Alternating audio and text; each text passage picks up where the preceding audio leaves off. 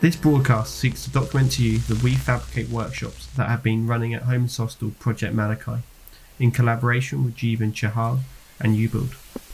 There is a wider ambition that runs alongside these workshops, an ambition that seeks to disrupt the existing power structures that shape our city.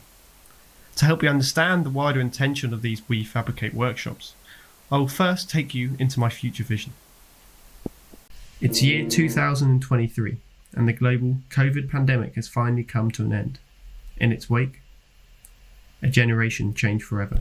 The pandemic has flipped the nation onto its front, laying bare the ulcerous blemishes caused by years of systemic inequality. In reaction to rising homelessness rates, a social housing deficit, and increased political pressure, Redbridge Council turned to localised community self-build as an alternative method to meeting the borough's housing need. Temporary factory facilities have been set up on plots of land previously siloed for development, which have sat vacant after years of uncertainty.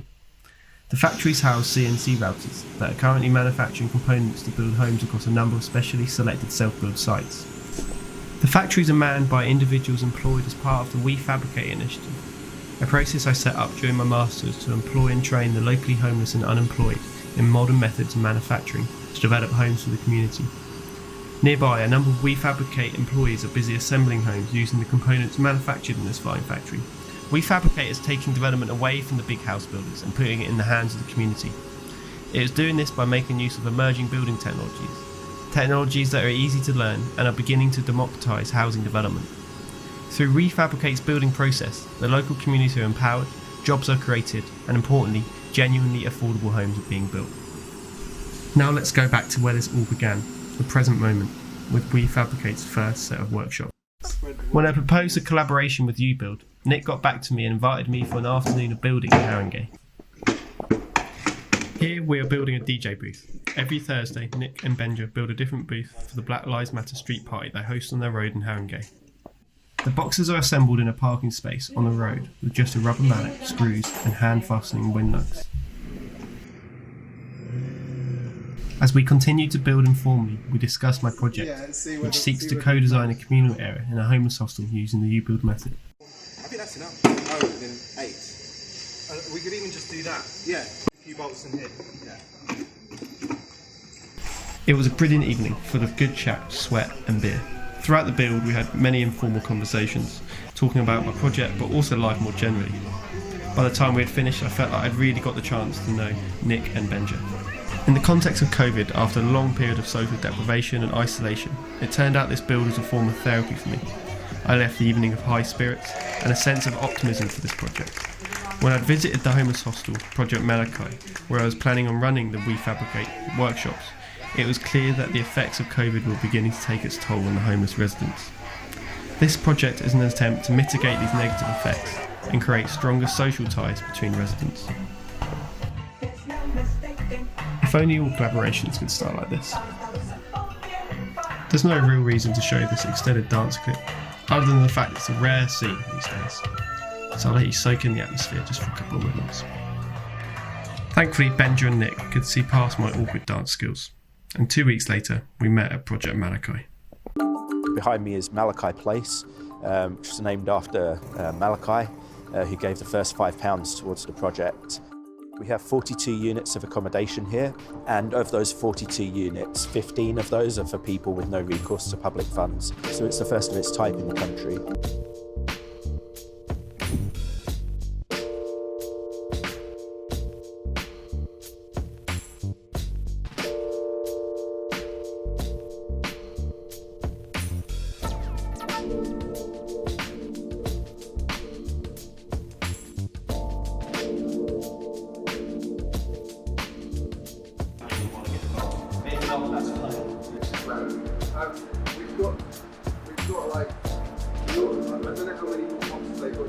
First workshop that I've run in collaboration with UBuild, and it's all about getting the residents involved in the co-design and build of some outdoor social space, because currently there is no space for these homeless individuals to socialise. They only have their tiny bedrooms, but there is some outdoor underutilised space.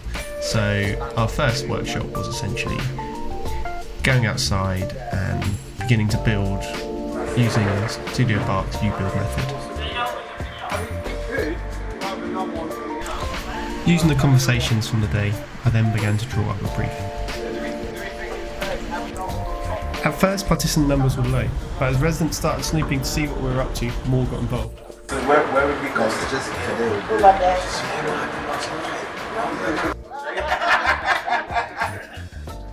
He's becoming a norm. Yeah. I guess that's it, because he's tall and thin. I guess so like you're encouraged to go up. Yeah. And most times when you do find someone you talk to, you're always standing around. Yeah. Just there. Yeah, when you do find people to socialize, it's true.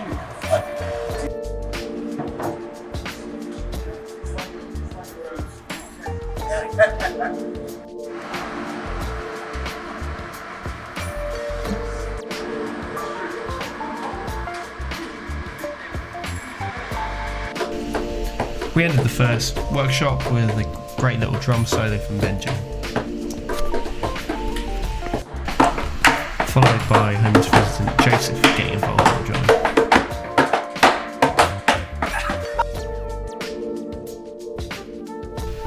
The second workshop was an opportunity for me to come back with some designs drawn up based on what we had built and discussed the previous week.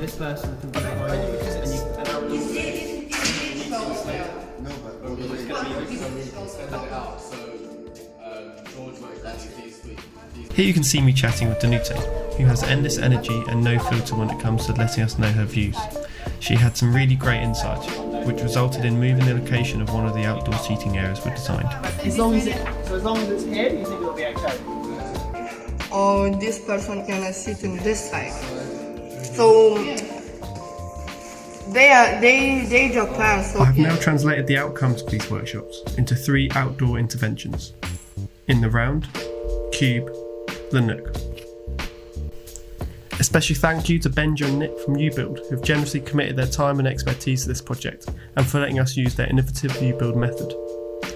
Another special thank you to aspiring architect and local Redbridge resident Jeevan Chahal, who has committed his time, energy and skills to the We Fabricate process. I have now costed this project and I'm about to start seeking resource and funding. Watch this space.